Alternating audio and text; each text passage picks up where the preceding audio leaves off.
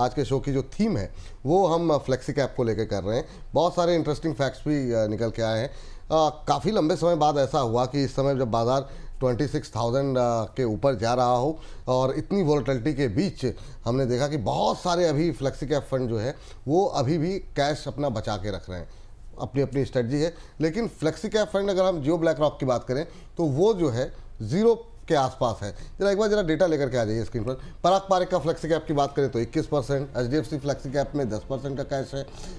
इसके अलावा ओवरऑल अगर हम देखें तो करीब 4% के आसपास का ओवरऑल एवरेज जो है वो और निकल करके आ रहा है, क्योंकि सारे फंड को लेकर के दिखाना थोड़ा सा मुश्किल होगा।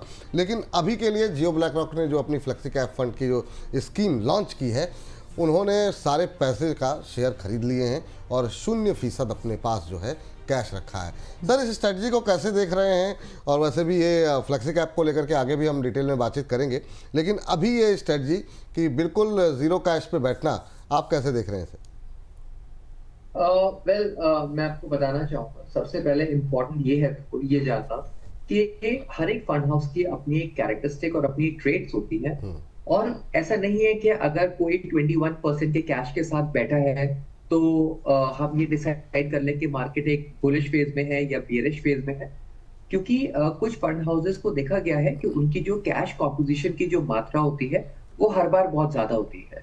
तो इस केस में अगर आप किसी भी एक स्पेसिफिक फंड को अगर आप पिन पॉइंट करते हैं और उनके माध्यम से अगर दर्शकों से हम ये डिस्कस करते हैं कि मार्केट्स जो एक बियरिश फेज में है या बुलिश फेज में है, तो वो एक गलत टेक्निक होगी या स्ट्रैटेजी होगी। जहां तक कैश कॉम्पोजिशन की बात है, स्पेसिफिकली जियो ब्लैक रॉक, मैं बताना चाहूंगा ये लोग 100% इस समय डिप्लॉयड है इन द मार्केट्स। और जब भी एक मार्केट एक बुल फेज में होता है, तब जनरली जो फंड मैनेजर्स होते हैं वो अपना कैश कॉम्पोजिशन को ट्रिम डाउन करते हैं। कुछ लोग उसको 2 से 2.5 रखते हैं, कुछ लोग उसको 4% रखते हैं, और कुछ और एएमसी 21% या 10% तक इस कैश कॉम्पोजिशन को रखते हैं। बुल फेज में अगर एक कैश कॉम्पोजिशन कम से कम होता है तो वो एक फंड हाउसेस के लिए बहुत ज्यादा फायदेमंद सिद्ध होता है। क्यों? क्योंकि आप 100% डिप्लॉयड होते हो इक्विटी में, और इक्विटी ओरिएंटेड रिटर्न्स जो आपके पास आते हैं पोर्टफोलियोज में वो बढ़ना स्टार्ट हो जाते हैं। तो इन दैट केस विपुल, मैं यही बताना चाहूंगा कि हर एक फंड हाउस की अपनी अपनी एक स्ट्रैटेजी है, अपनी एक ट्रिक्स है। कुछ फंड हाउसेस एक बियर फेज में बहुत अच्छा परफॉर्मेंस देते हैं, जैसे आप देख रहे हैं। कुछ फंड हाउसेस अपने बुल फेज में बहुत अच्छा परफॉर्मेंस देते हैं। सो डिपेंडिंग अपॉन के फंड मैनेजमेंट की एक इंटरनल कॉल क्या है, एक इंटरनल स्ट्रैटेजी क्या है, एक इंटरनल ट्रिक्स क्या है, वो इसके हिसाब से अपने जो फंड्स का जो एक सिलेक्शन होता है, स्टॉक्स के सिलेक्शन एंड कैश कॉम्पोजिशन का जो सिलेक्शन होता है, उसका परसेंटेज कॉम्पोजिशन वो डिसाइड करते हैं। ठीक है सर, स्टॉक्स के सिलेक्शन पर भी चर्चा करेंगे, पर नजर डाल लेते हैं कहां पर जियो ब्लैक रॉक ने अभी निवेश किया है, कौन से स्टॉक्स में अपनी होल्डिंग रखी है, सबसे ज्यादा होल्डिंग कहां पर रखी है। अगर बात करें, देखिए सबसे पहले स्क्रीन पर आप देख ही रहे हैं, HDFC बैंक की बात करें 8.9% होल्डिंग इसमें जियो ब्लैक रॉक के फ्लेक्सी कैप फंड की नजर आ रही है।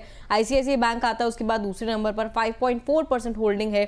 RIL में 5.2% होल्डिंग रखी गई है। इन्फोसिस की बात करें, IT कंपनी इन्फोसिस 4.1% की होल्डिंग यहां पर भी रखी गई है। और आखिर में आता है SBI state bank of India, 3.4% की होल्डिंग जियो ब्लैक रॉक फ्लेक्सी कैप की तरफ से रखी गई है। सर, 142 स्टॉक्स का वैसे पोर्टफोलियो है जियो ब्लैक रॉक फ्लेक्सी कैप का, कैसा लग रहा है आपके हिसाब से? पोर्टफोलियो कैसा है? 142 स्टॉक्स इसमें मौजूद हैं, आप किस तरीके से देख रहे हैं इसे? Well Divya, again it's a very very subjective question, क्योंकि आपने पूछा है सवाल, तो बाय डिफॉल्ट है मैं जवाब डेफिनेटली दूंगा एक स्टैटिस्टिक्स और फिगर्स को लेकर। जब भी एक पोर्टफोलियो ओवरली डाइवर्सिफाइड होता है, उसमें जो एक percentage composition of individual stock जो होता है वो कम होता है। जैसे फॉर एग्जांपल वो जनरली 2 से 3% का एक on an average median holding of stocks रखते हैं, percentage median holding of a stock. कुछ फंड्स डेफिनेटली, कुछ स्टॉक्स डेफिनेटली बहुत ज्यादा कंसंट्रेशन में भी होता है। जैसे आप majority of the fund houses को जब आप उठाते हैं तो उनमें आप देखेंगे जो टॉप प्राइवेट बैंक्स हैं उनकी जो परसेंटेज कॉम्पोजिशन है वो बहुत ज्यादा होती है। इनफैक्ट आपको मैं बताना चाहूंगा, और ये हमारा पहले भी शोज में डिस्कशन हो चुका है, कि BFSI इंडस्ट्री जो बैंकिंग फाइनेंशियल इंश्योरेंस एक इंडस्ट्री है, उसका कॉम्पोजिशन इंडेक्स में ऑलमोस्ट 30 to 35% होता है। जब इंडेक्स में 30 to 35% एक BFSI का कॉम्पोजिशन है, तो इन दैट केस ये बहुत नेचुरल हो जाता है कि मोर और लेस जो फंड हाउसेस होते हैं वो अपने इंटरनल कॉम्पोजिशंस भी उसी के हिसाब से अलाइन करते हैं, जिससे एक तो ट्रैकिंग एरर कम हो and at the same time उनके जो रिटर्न्स हैं वो इंडेक्स को बीट कर सके on a very year by year basis. Now Divya, the point is कि अगर किसी भी फंड हाउस का अगर उन्होंने ओवरली डाइवर्सिफाइड बेट लिया है, ये उसके लिए इसलिए साबित होता है कि लेट्स से अगर कुछ सेक्शन या कुछ कैटेगरीज ऑफ स्टॉक्स अगर परफॉर्मेंस नहीं देते हैं, तो उनको कॉम्पनसेट करने के लिए आपके पास अलग अलग कैटेगरीज है। जैसे फॉर एग्जांपल अगर आईटी ने परफॉर्मेंस नहीं दिया तो क्या पता बैंकिंग एंड फार्मा उसको कॉम्पनसेट करे। जैसे इट इज एक्सपेक्टेड कि इस 2025-26 में consumption as a basket will give you a very very good return.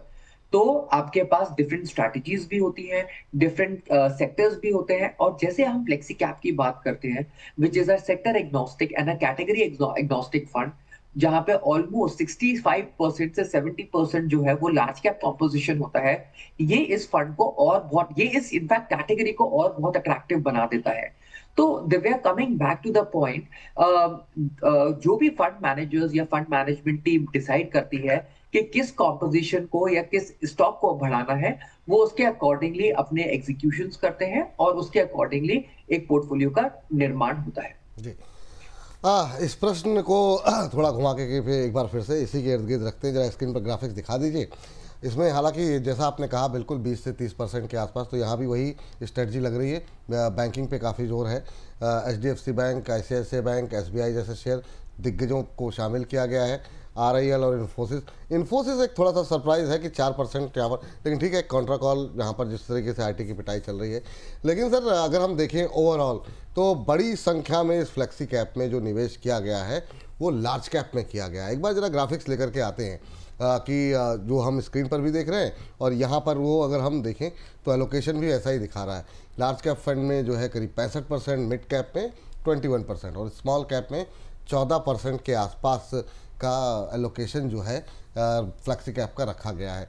Sir आप इससे संतुष्ट हैं जिस तरीके से ये एलोकेशन है, या आपको लगता है कि क्योंकि आजकल एक माहौल जो ऐसा चल रहा है, लोगों का फोकस सबका मिड कैप पे अलग से निवेश करने का है, अभी आप इस कंपोजिशन से संतुष्ट हैं सर?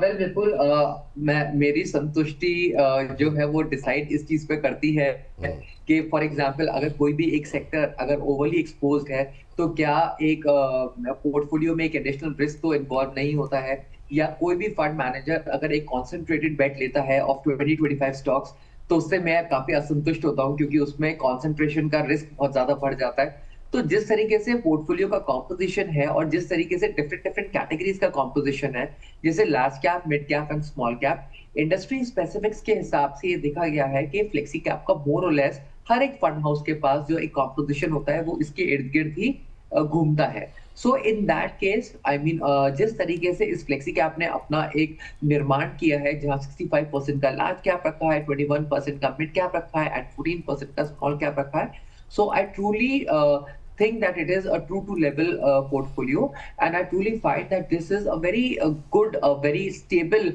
portfolio designing strategy, जहां पे आपके पास स्टेबिलिटी भी है लार्ज कैप से and mid and small cap से, जो ऑलमोस्ट 35% का कंट्रीब्यूशन कर रहे हैं। वहां आप एक ग्रोथ ओरिएंटेशन या ग्रोथ मोमेंटम भी देख सकते हैं in times to come. So in that case Vipul, आपके पास सारे फ्लेवर्स अवेलेबल हैं, डिफरेंट टॉप प्राइवेट बैंक की होल्डिंग्स प्रॉपर हैं, कोई भी कॉन्सेंट्रेटेड बेट नहीं है, पोर्टफोलियो के अंदर स्टेबिलिटी है, पोर्टफोलियो के अंदर रिटर्न भी है, और आई एम श्योर कि जो उसका स्टैंडर्ड डेविएशन होगा वो भी इंडेक्स के स्टैंडर्ड डेविएशन के आसपास ही होगा। तो जिस तरीके से टेक्नोलॉजिकल इंटरवेंशन थ्रू अलादीन हुआ है and at the same time human intervention through their wisdom हुआ है, मुझे लगता है कि the fund is true to its level.